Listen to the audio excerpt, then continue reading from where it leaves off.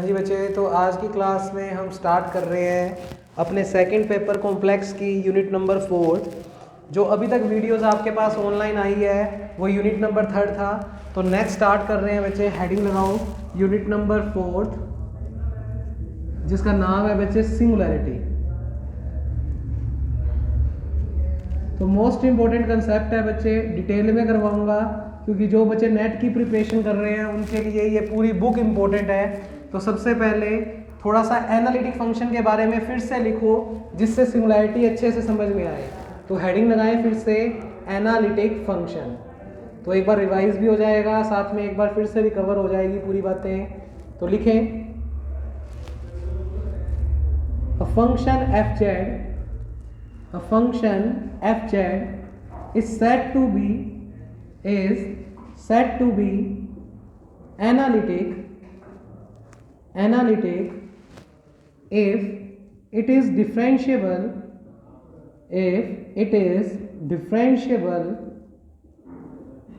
at every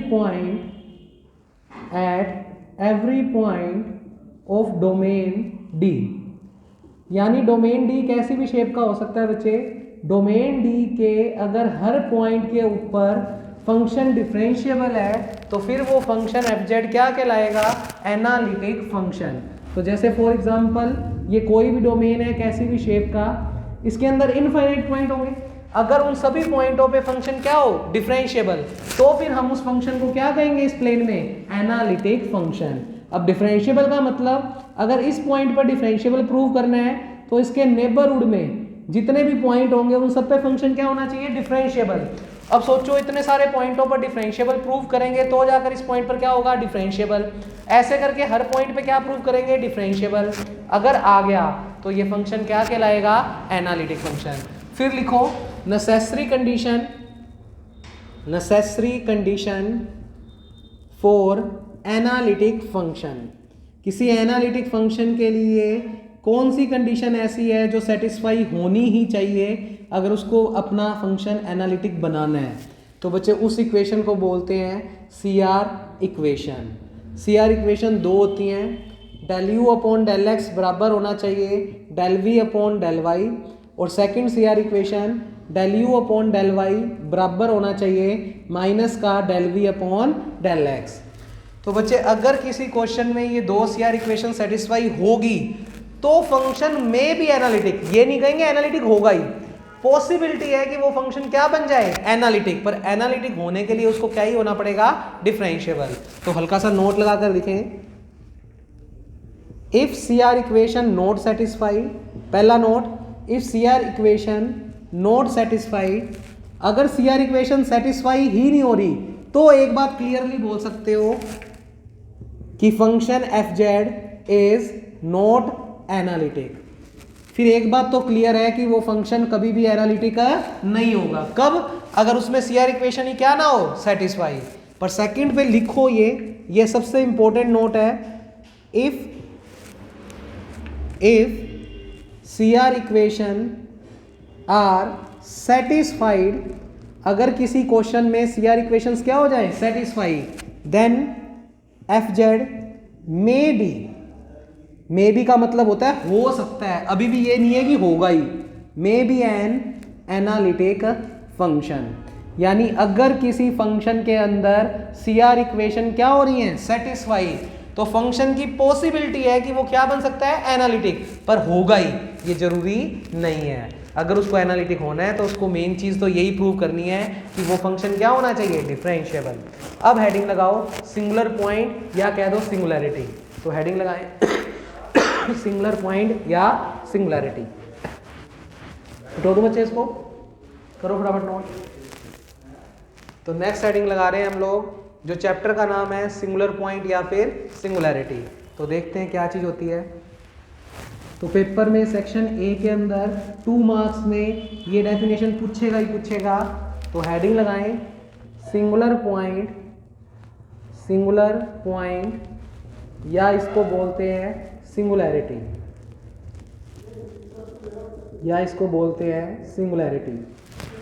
लिखें इसकी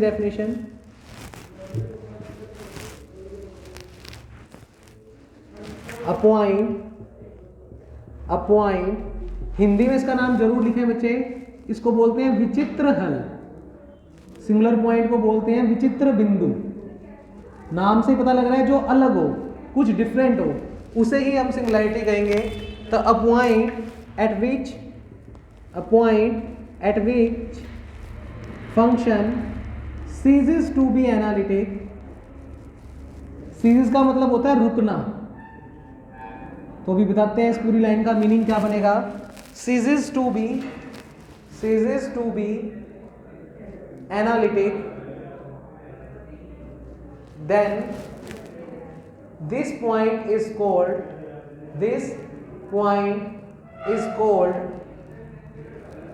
singular point.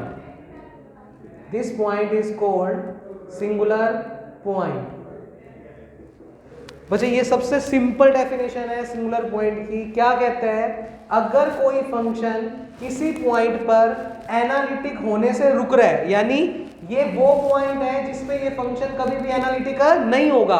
तो जिस पॉइंट पे फंक्शन एनालिटिक नहीं होगा उस पॉइंट को हमने क्या नाम दिया है, singular point.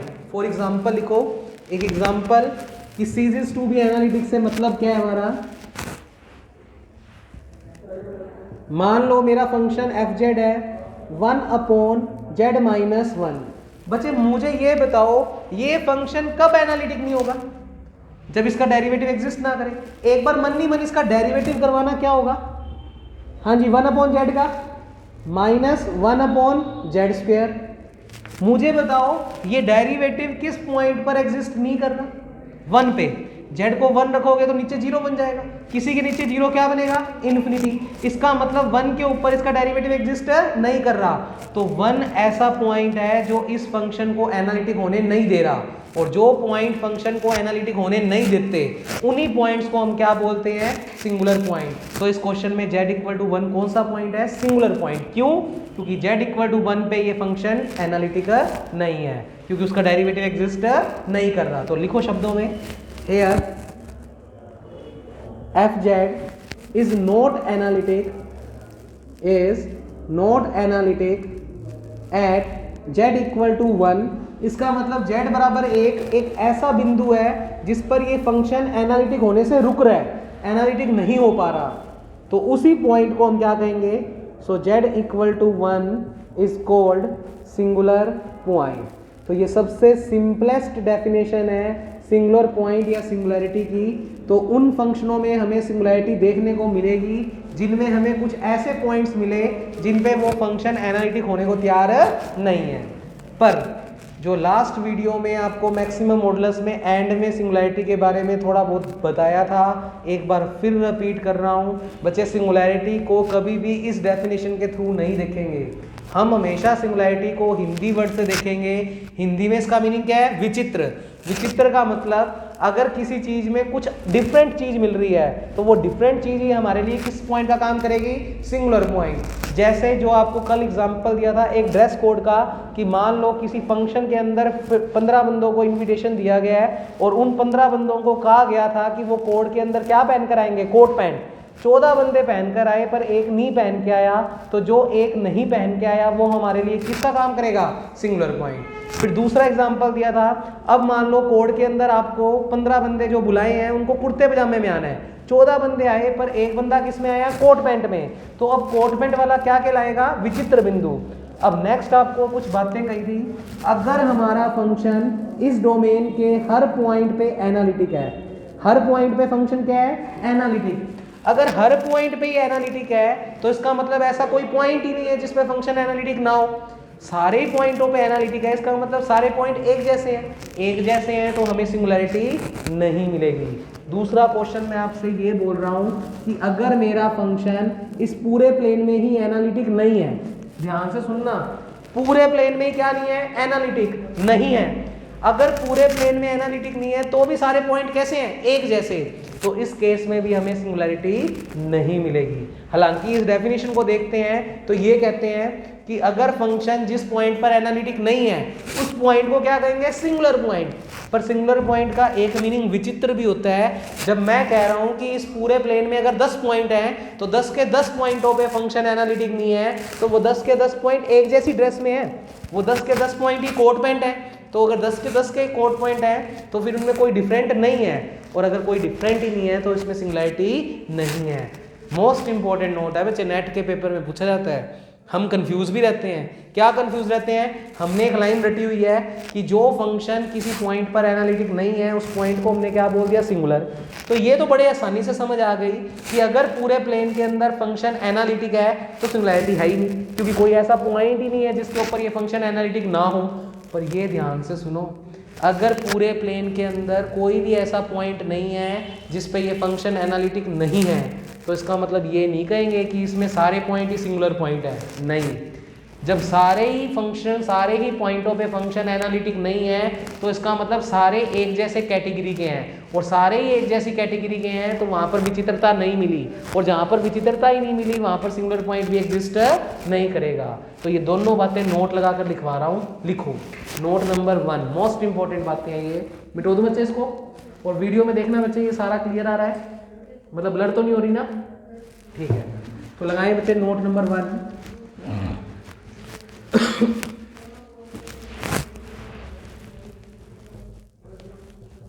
If F Z is analytic, f Z कोई फंक्शन है जो एनालिटिक है एवरीवेयर। एवरीवेयर का मतलब इस डोमेन के अंदर जितने भी पॉइंट्स हैं उन सब पे ये फंक्शन क्या है, एनालिटिक। तो इन दिस केस, इस केस के अंदर we do not have any singularity। तो इस केस में हमें कोई सिंगुलैरिटी देखने को नहीं मिलेगी, यानी कोई भी सिंगुलर पॉइंट नहीं मिलेगा, क्योंकि फंक्शन पूरे के पूरे प्लेन में क्या है, एनालिटिक। दूसरा नोट मोस्ट इंपॉर्टेंट है, इसको इंपॉर्टेंट करके टिक कर लो। ये कईयों को समझ नहीं आएंगी बातें, जिनको नहीं आए उनके पास मेरा नंबर है, वो मिलाकर पूछ सकते हैं इस रीजन को। तो लिखे, if F Z is nowhere analytic. बड़ी काम की बात है, फंक्शन किसी भी बिंदु पर एनालिटिक नहीं है। जब किसी भी बिंदु पर एनालिटिक नहीं है तो भी सारे पॉइंट एक जैसे हैं, तो डिफरेंट कोई मिला ही नहीं, तो इस केस में भी कोई सिंगुलैरिटी नहीं है। तो इन this case we do not have any singularity। जचती नहीं, पर हिंदी वाले वर्ड से पूरी बात जच रही है कि अगर कोई फंक्शन किसी भी बिंदु पर एनालिटिक नहीं है तो वो सारे बिंदु एक जैसे हैं। जब सारे एक जैसे हैं तो कोई डिफरेंट है ही नहीं, और डिफरेंट है ही नहीं का मतलब सिंगुलैरिटी फिर है ही नहीं। तो एवरीवेयर एनालिटिक तो भी नो सिंगुलैरिटी, नोवेयर एनालिटिक तो भी नो सिंगुलैरिटी। तो ये मोस्ट इंपॉर्टेंट नोट था जिसको हमें अच्छे से समझना है। इतना काम करने के बाद कुछ एग्जांपल्स लिखो जो इन बातों को जस्टिफाई करवाएंगे। तो लिखें example number 1, f Z equal to Z bar is not analytic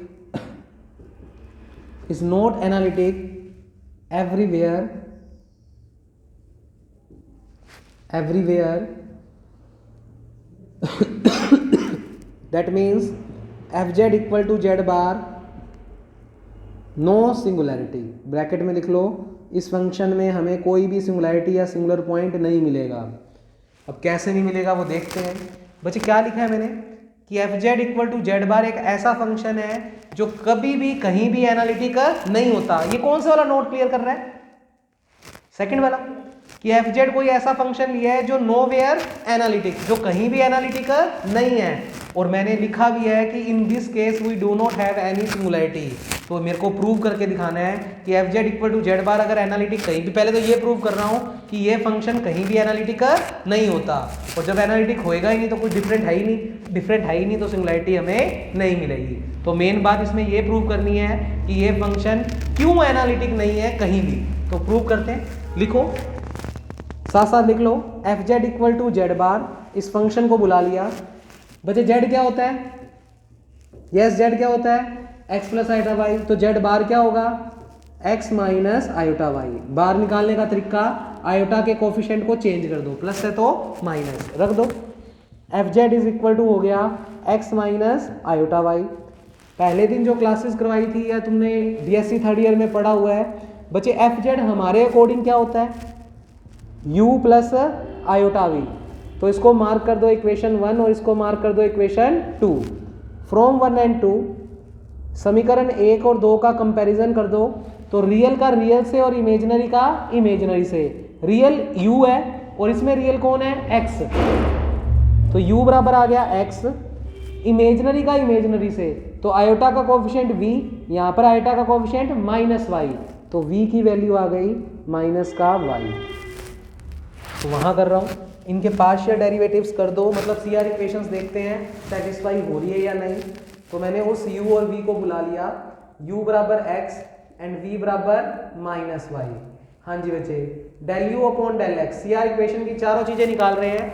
u का x के रिस्पेक्ट में करो कितना आएगा 1, और u का y के रिस्पेक्ट में 0, क्योंकि पार्शियल कर रहे हैं तो y अगर है ही नहीं तो कांस्टेंट है x, तो इसका कितना हो गया 0। ऐसे v का x के रिस्पेक्ट में x आ ही नहीं रहा 0, और v का y के रिस्पेक्ट में माइनस 1। बच्चे अब सी आर इक्वेशन चेक करते हैं। तो लिखा हमने बाय सी आर इक्वेशन।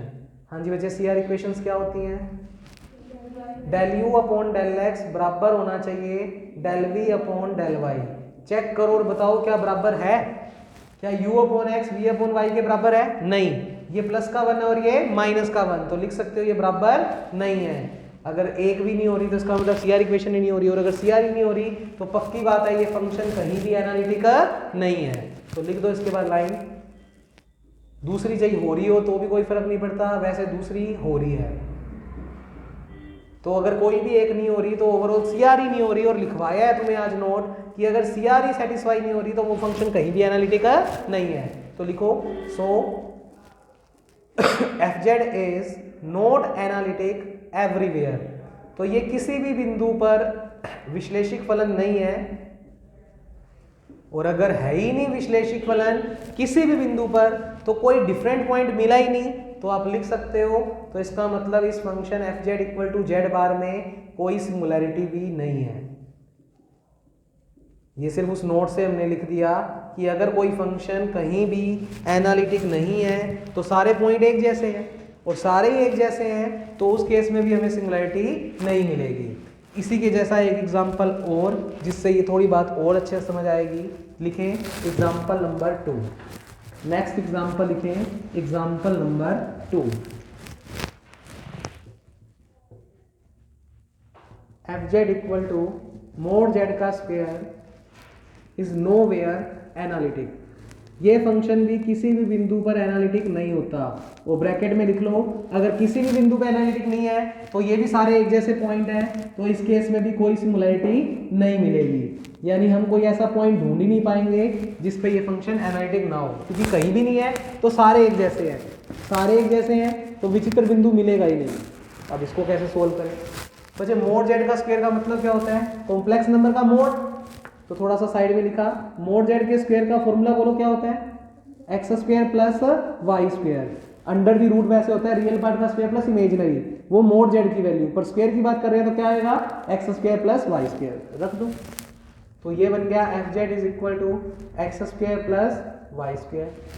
बच्चे क्या इसमें आयोटा आ रहा है, नहीं आयोटा आ ही नहीं रहा, तो मैं इसको ऐसे लिख सकता हूँ आयोटा इंटू 0 बोलो। और फिर हम एफ जेड जानते हैं क्या होता है, u plus iota we.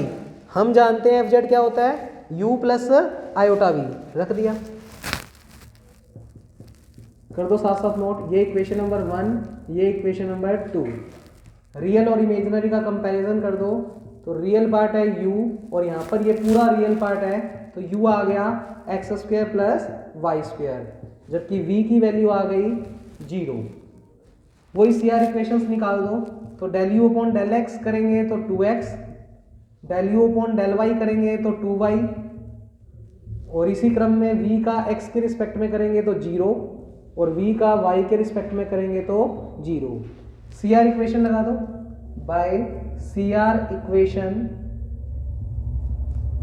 Del you upon del X को किसके बराबर रखना होता है? Del we upon del Y. तो del you upon del X को बराबर रखा del we upon del Y.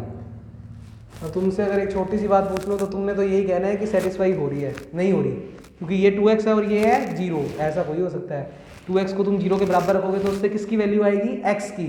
हम कह ही नहीं सकते ये दोनों बराबर नहीं है। क्या पता x 0 होता, अगर x 0 होता तो ये मान कितना आता? 0। उस केस में ये और ये आपस में क्या दिख रहे हैं? इक्वल। तो CR इक्वेशन की पहली कंडीशन क्या हो रही है? सेटिस्फाई। तो अभी तो पता ही नहीं लग रहा कि बराबर है या नहीं, हम तो मान रख रहे हैं। u अपॉन एक्स को किसके बराबर रखना है? v upon y. u upon x में कितना है? 2x, और v अपॉन वाई में कितना है? 0 रख दिया।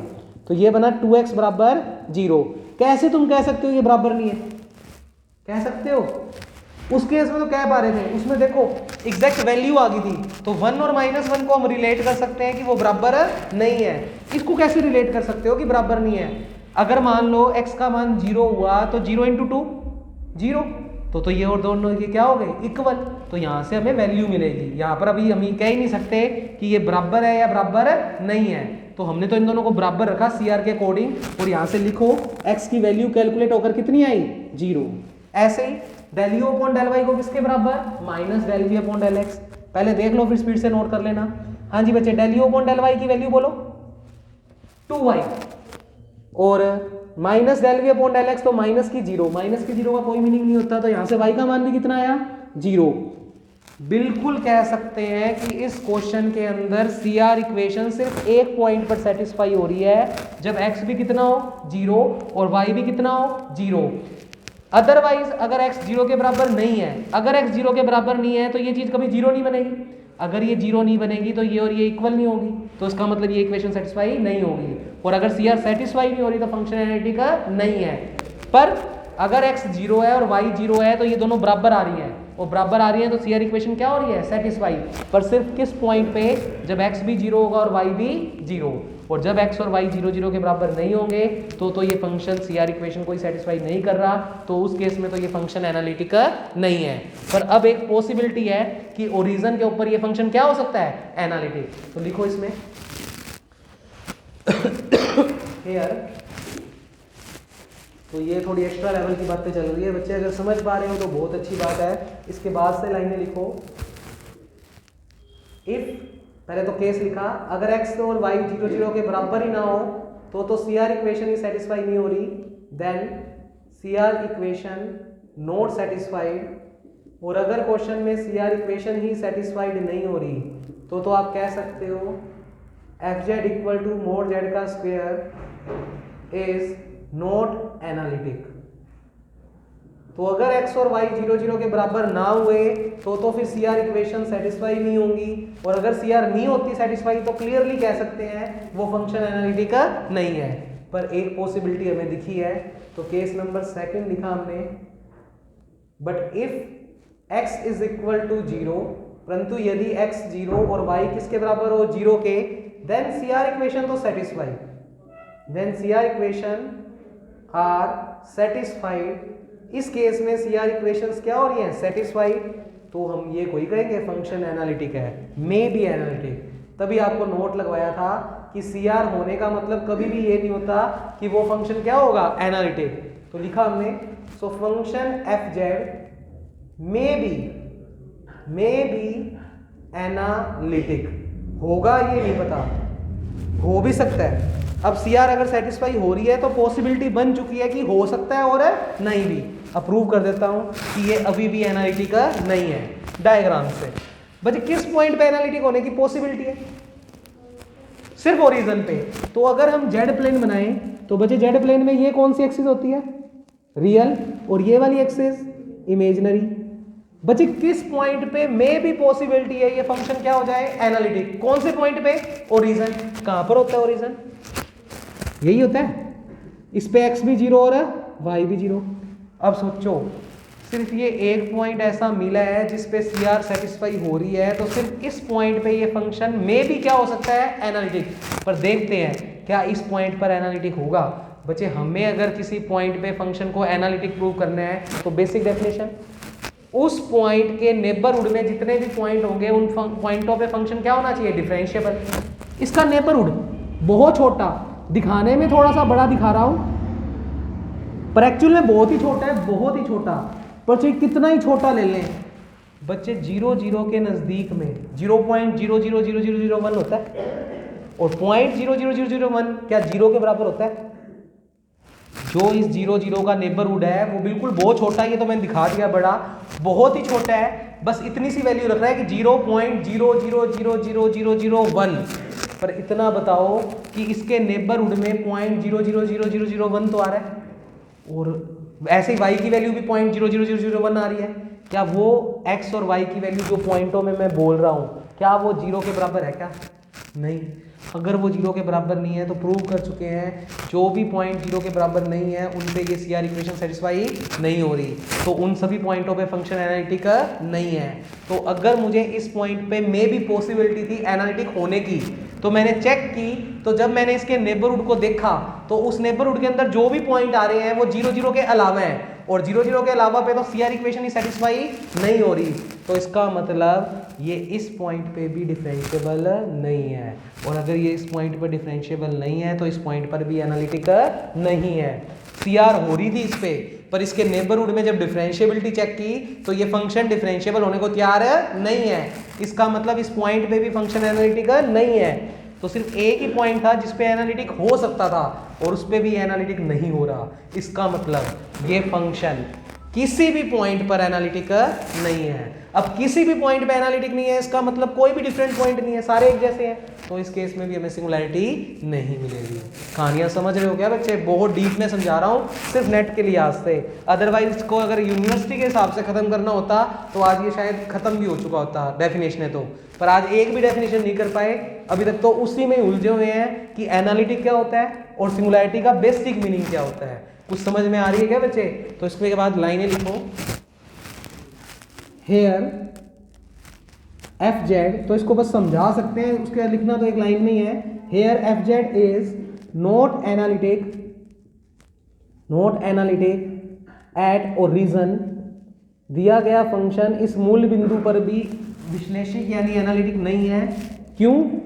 क्योंकि FZ इज नॉट डिफरेंशिएबल, क्योंकि ये FZ अवकलनीय नहीं है, नॉट डिफरेंशिएबल एट ओरिजिन, क्योंकि मूल बिंदु के पास में ऐसे बहुत से पॉइंट मुझे देखने को मिल रहे हैं जिनके ऊपर CR इक्वेशन ही सेटिस्फाई नहीं हो रही।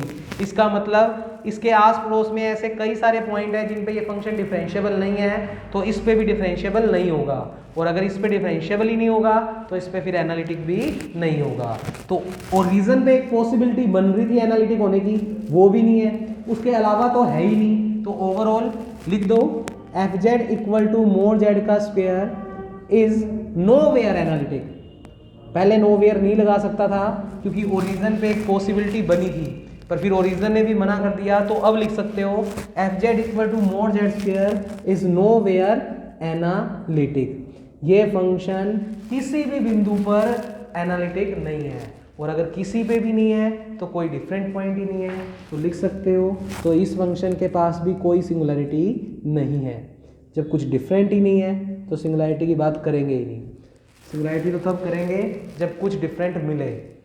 तो ये दोनों एग्जाम्पल उस नोट को समझने के लिए इनफ है कि जिन फंक्शनों में फंक्शन किसी भी बिंदु पर अवकलनीय है, किसी भी बिंदु पर एनालिटिक नहीं होता, उन केस में भी हमें सिंगुलैरिटी देखने को नहीं मिलती। उसके बाद देखो लोरेंट एक्सपेंशन। तो एक बार उस फॉर्मूले को फिर से बुला रहे हैं जो हमने लास्ट क्लास में प्रूव किया हुआ है लास्ट आर्टिकलों में। तो लिखें लोरेंट एक्सपेंशन,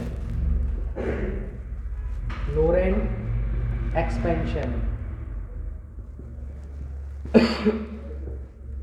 तो लोरेंट एक्सपेंशन पढ़ाया था बच्चे, FZ is equal to summation R equal to 0 से infinity AR Z minus A की power R plus summation R equal to 1 से infinity BR Z minus A की पावर माइनस R। उस दिन भी थोड़ा बहुत बताया था, इस टर्म को क्या बोलते हैं? General part. इसको कौन सा पार्ट बोलते हैं? General part. जबकि इसको बोलते हैं प्रिंसिपल पार्ट। लिखते जाओ ये सब कुछ काम, और लिखो ब्रैकेट में singularity depends only, singularity depends only principal part. Singularity सिर्फ और सिर्फ डिपेंड करती है कौन से पार्ट पे? प्रिंसिपल पार्ट पे, उसको जनरल पार्ट से कोई मतलब नहीं है। जितनी भी प्रकार की सिंगुलैरिटियां हम अब इस चैप्टर में पढ़ेंगे वो सिर्फ और सिर्फ किस पर डिपेंड करेगी, प्रिंसिपल पार्ट। रीजन थोड़ा सा बताता हूं कि क्यों सिंगुलैरिटी को इस पे डिपेंड करवा रहा हूं। बच्चे देखो ध्यान से, बच्चे इसके अंदर ये जो जेड की पावर्स हैं, देखना एक बार, इसके अंदर जो जेड की पावर्स हैं वो सारी पॉजिटिव है, इसमें जेड की पावर जितनी भी है वो पॉजिटिव है। पर इसके अंदर अगर फोकस करें तो जेड की जितनी भी टर्म्स बनेगी वो क्या बनेगी, नेगेटिव। तो इस स्टेप को नीचे लेकर आऊंगा तो पावर पॉजिटिव हो जाएगी, लिख दिया। देखना ध्यान से, r इक्वल टू 1 से इन्फिनिटी बी आर, इस ब्रैकेट को नीचे लेकर आएंगे तो z माइनस ए की पावर क्या हो जाएगी, प्लस आर। अच्छा ये तो चलने दिया, समेशन r इक्वल टू 0 से infinity A R z minus A की पावर r। ये मैं सिर्फ ये बता रहा हूं कि सिंगुलैरिटी प्रिंसिपल पार्ट पे ही क्यों डिपेंड करती है। बच्चे मैंने लोरेंट एक्सपेंशन को ऐसा लिख दिया, कोई दिक्कत? अब क्यों इस पे कह रहे हैं कि सिर्फ और सिर्फ प्रिंसिपल पार्ट पे सिंगुलैरिटी डिपेंड करती है। अगर मैं आप लोगों से बार एक छोटी सी बात पूछूं, ये फंक्शन किस पॉइंट पर एनालिटिक नहीं है? ए पे। क्यों? ए को इसमें रखूंगा तो 0 ही बनेगा, पर ए को इसमें रखूंगा तो नीचे 0 बनेगा। नीचे 0 बनने का मतलब क्या बनेगा, इन्फिनिटी। इसका मतलब इस फंक्शन का डेरिवेटिव सिर्फ इधर इन्फिनिटी बना रहा है, और वो किस पॉइंट पर, ए पे। तो वो ए पॉइंट कौन से पार्ट में आ रहा है, प्रिंसिपल पार्ट में। ये नहीं बना रहा, ए बनाने पर ये तो 0 बना रहा है, और 0 से हमें कोई दिक्कत नहीं है। ये ए रखने पर नीचे 0 बना रहा है, और अपॉन में 0 बनाने पर ये पूरी चीज क्या बनेगी, इन्फिनिटी। इसका मतलब जब मैं इस फंक्शन का डिफरेंशिएशन निकालूंगा तो इसमें तो पावर पॉजिटिव रहनी है। x की पावर n का क्या होता है, n x की पावर n माइनस 1। पर इसका करेंगे तो 1 अपॉन, मान लो r 1 नहीं है तो 1 अपॉन x का माइनस 1 अपॉन x स्क्वायर, नीचे रहेगा ये अभी भी। और जब इसके अंदर a पॉइंट पुट करेंगे तो ये तो 0 बन जाएगा, पर ये क्या बनाएगा, इन्फिनिटी। और 0 प्लस इन्फिनिटी इन्फिनिटी। तो कुल मिलाकर ये फंक्शन का डेरिवेटिव एग्जिस्ट नहीं कर रहा, किस पॉइंट पर, ए। और वो ए डिस्टर्ब सिर्फ कौन से पार्ट में कर रहा है, प्रिंसिपल पार्ट में। इसीलिए हम कह रहे हैं कि जितनी भी प्रकार की सिंगुलैरिटी है वो सिर्फ और सिर्फ डिपेंड किस पे कर रही है, प्रिंसिपल पार्ट। उसका जनरल पार्ट से कोई लेना देना नहीं है। तो हल्का सा लिखवाता हूँ, लिखो इसके बारे में थोड़ा सा। तो ये सारी बातें जब भी तुमसे मैं कहूँ सिंगुलैरिटी, तुम कहना कि वो सिर्फ और सिर्फ लोरेंट के कौन से पार्ट पे डिपेंड करती है, प्रिंसिपल पार्ट। तो इसमें लिखें, here at z equal to a f Z is not analytic. F z फिर एनालिटिक नहीं रहेगा क्योंकि उसका डेरिवेटिव a पर एग्जिस्ट नहीं करेगा इन प्रिंसिपल पार्ट। सिर्फ और सिर्फ प्रिंसिपल पार्ट वाला बंदा इन्फिनिटी बना रहा है, दूसरा बंदा इन्फिनिटी नहीं बना रहा। तो हमें दिक्कत भी सिर्फ कौन सा पार्ट कर रहा है, प्रिंसिपल पार्ट। इसीलिए सिंगुलैरिटी भी हमारी सिर्फ और सिर्फ डिपेंड किस पे करेगी, प्रिंसिपल पार्ट पे। तो लिखा हमने, here z equal to a पर फंक्शन एनालिटिक नहीं है, पर सिर्फ किस पार्ट में, प्रिंसिपल पार्ट में। So singularity depends only, principal part. इसीलिए सिंगुलैरिटी सिर्फ और सिर्फ किस पार्ट पर डिपेंड करती है, प्रिंसिपल पार्ट पे। अब उसके बाद एक चार्ट बनाते हैं कि सिंगुलैरिटी कितने टाइप की होती है, और फिर उनको 1 बाय 1 डिस्क्राइब करेंगे। और जिनको डेफिनेशंस ढंग से समझ में आ गई उसको इस चैप्टर में दिक्कत नहीं आनी। 5 ही थ्योरम में है, तो ये चैप्टर छोटा है, ज़्यादा बड़ा नहीं है। उसमें तो 13 एक थ्योरम में की थी हमने, पर इसमें सिर्फ और सिर्फ 5 थ्योरम्स हैं, और 5 में से एक थ्योरम पेपर में जरूर आती है। लिखें बच्चे, हेडिंग लगाएं सिंगुलैरिटी, और एक चार्ट बनाएं पहले।